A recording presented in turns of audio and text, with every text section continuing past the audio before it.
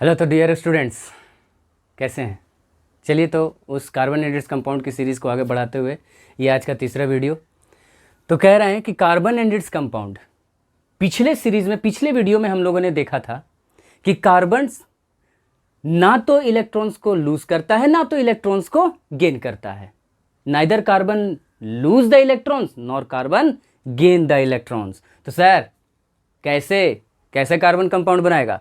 तो carbon compound बनाएगा sharing करके, अपने 4 इलेक्ट्रॉन्स को शेयर करेगा। किसके साथ? तो दूसरे एटम्स के साथ। जैसे कार्बन, एक कार्बन के पास में 4 इलेक्ट्रॉन्स फ्री हैं, 4 फ्री इलेक्ट्रॉन्स हैं। सर इसके तो एटॉमिक नंबर 6 है ना?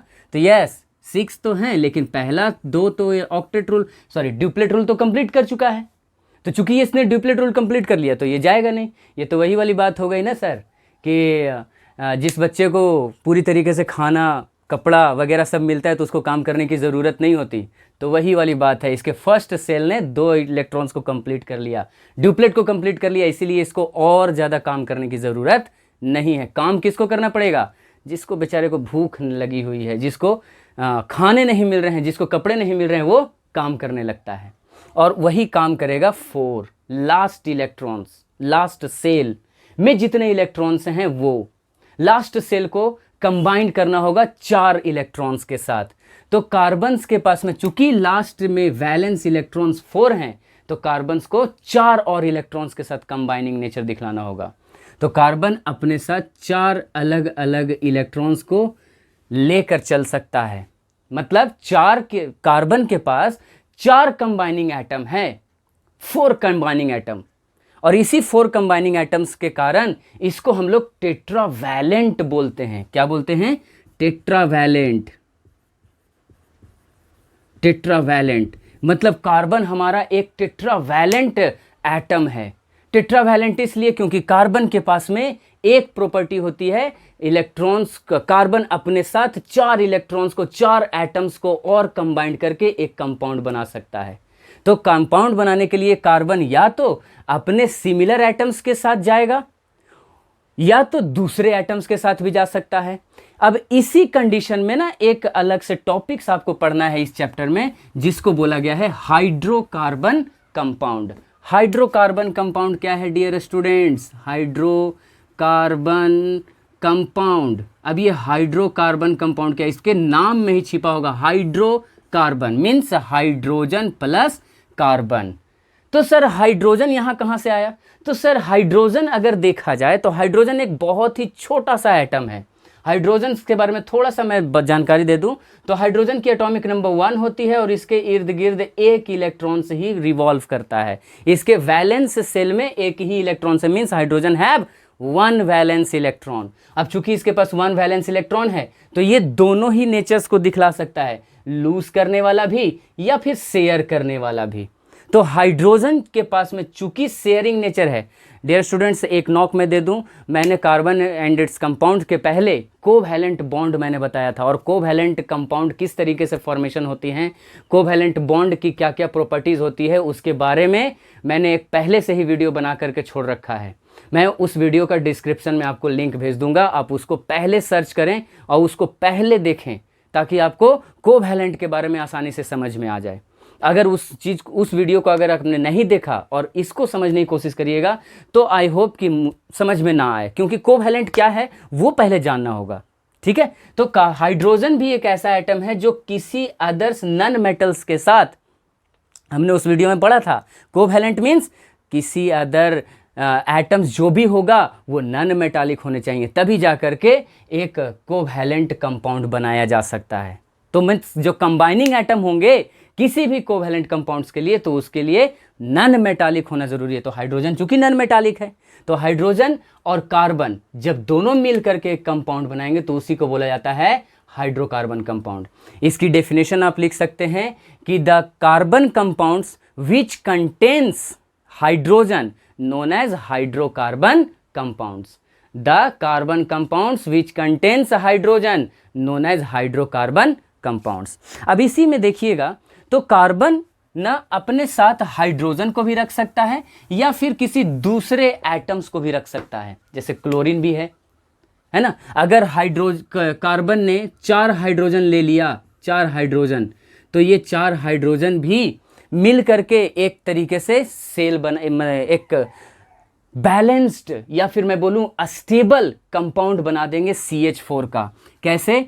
तो कार्बन के पास में 4 इलेक्ट्रॉन्स हैं, 1 2 3 एंड 4। ये उसका लुईस डॉट स्ट्रक्चर्स अगर आप देखें, थोड़ा ऊपर कर दूं, कार्बन के पास में 4 इलेक्ट्रॉन्स हैं, 1 2 3 एंड 4, और 4 हाइड्रोजन आएंगे। एक हाइड्रोजन के पास 1 इलेक्ट्रॉन है, तो एक म्यूचुअल शेयरिंग, याद करिए कार्बोनेटेड कंपाउंड में म्यूचुअल शेयरिंग की बात हुई थी। मींस जो एटम जितने इलेक्ट्रॉन्स दे सकता है तो दूसरा एटम भी उसको उतना ही इलेक्ट्रॉन्स देगा। तो कार्बन 1 इलेक्ट्रॉन्स दे रहे तो हाइड्रोजन भी 1 देगा। हाइड्रोजन के पास चूंकि 1 ही इलेक्ट्रॉन्स है, इसके पास उतनी पावर ही नहीं है कि ये 2 इलेक्ट्रॉन्स दे सके, है कि नहीं। तो ये हाइड्रोजन ने 2 इलेक्ट्रॉन्स दिया। इस तरीके से देखा जाए तो हाइड्रोजन भी स्टेबल हो रहा है अपने वैलेंस सेल में 2 इलेक्ट्रॉन्स के साथ। कार्बन कहता है कि तुम ही लोगे, मैं भी तो तुम्हारा इलेक्ट्रॉन्स लूंगा। सर कार्बन लड़का है क्या? नहीं, मीन्स बोलने के लिए मैंने बोल दिया। तो इस तरीके से देखा जाए तो कार्बन ने चूंकि 8 इलेक्ट्रॉन्स को ले लिया और अपने ऑक्टेट रोल को कंप्लीट कर गया, और उस तरीके से हाइड्रोजन ने भी। तो कार्बन, यही है हाइड्रोकार्बन कंपाउंड्स। तो सर कोवैलेंट में तो 3 तरीके के कोवैलेंट्स हैं, कार्बन क्या 3 तरीके का दिखलाता है? तो यस, तो पहला तो ये हो गया single covalent bond. Single covalent bond में हमने देखा कि कार्बन 1 ही इलेक्ट्रॉन्स को दे रहा है, किसके साथ शेयर कर रहा है? किसको? हाइड्रोजन के साथ।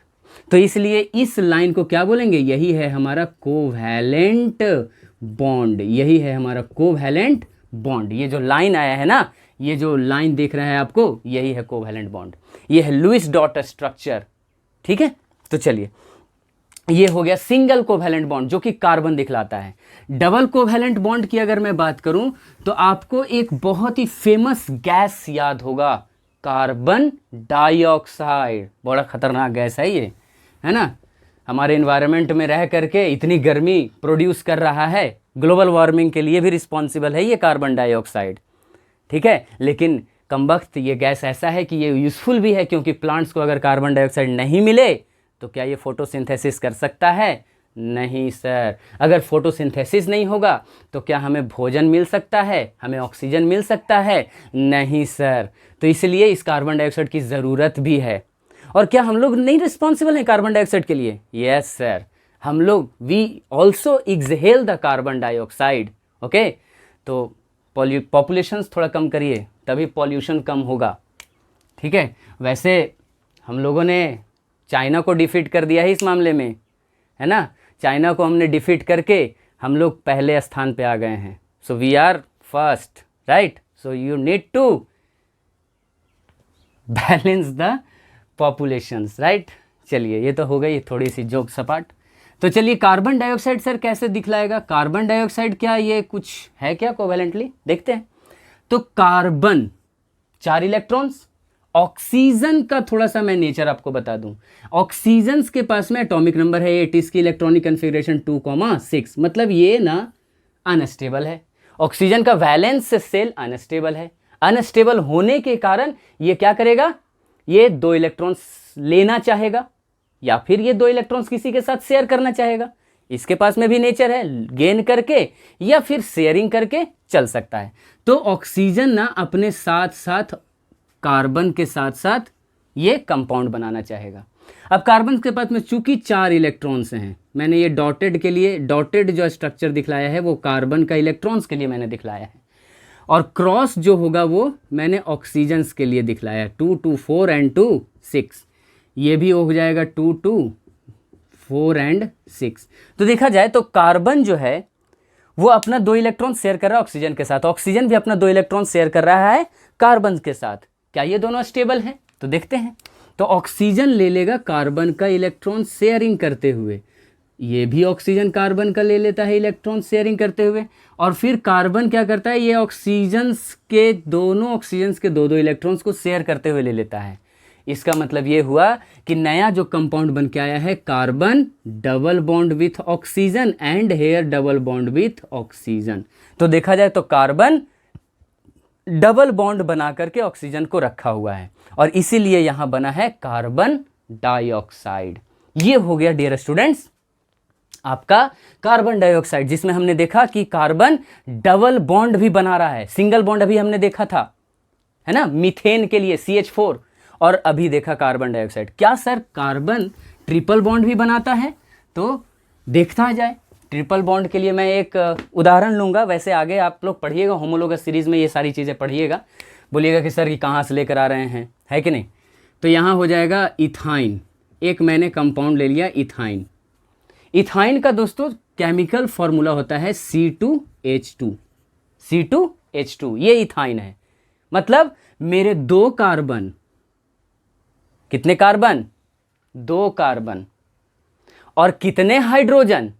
2 ही हाइड्रोजन। मीन्स मैंने यहां 2 कार्बन लिया और हाइड्रोजन है 2, मीन्स 1 कार्बन 1 हाइड्रोजन को होल्ड करेगा।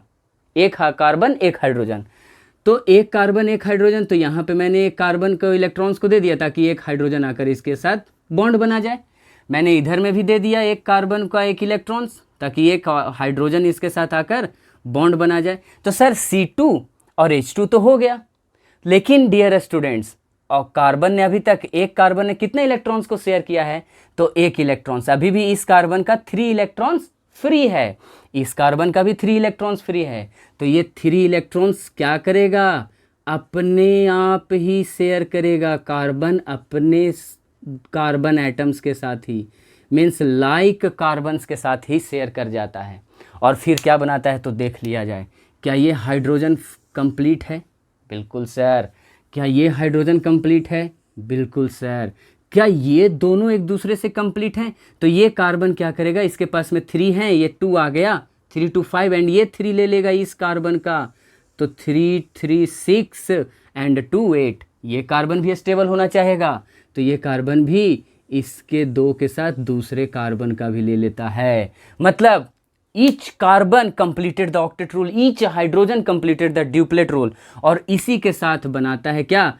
कार्बन और कार्बन अपने साथ ट्रिपल बॉन्ड, और एक गया हाइड्रोजन के साथ और दूसरा भी गया हाइड्रोजन के साथ। तो देखिए कार्बन एंड कार्बन दोनों मिलकर ट्रिपल बॉन्ड भी बनाते हैं। तो कार्बन सिंगल बॉन्ड भी कर सकता है, मैं एक बार पूरी तरीके से दिखला दूं आपको। वैसे और भी एग्जाम्पल्स आप देखने को मिलेंगे, आपको आगे पढ़ते रहेंगे हम लोग, है ना। जैसे मैंने बोला CH4, इस CH4 में देखा जाए तो हमने बात करी कि सिंगल बॉन्ड, ये CH4 में single bond, carbon single bond के साथ गया।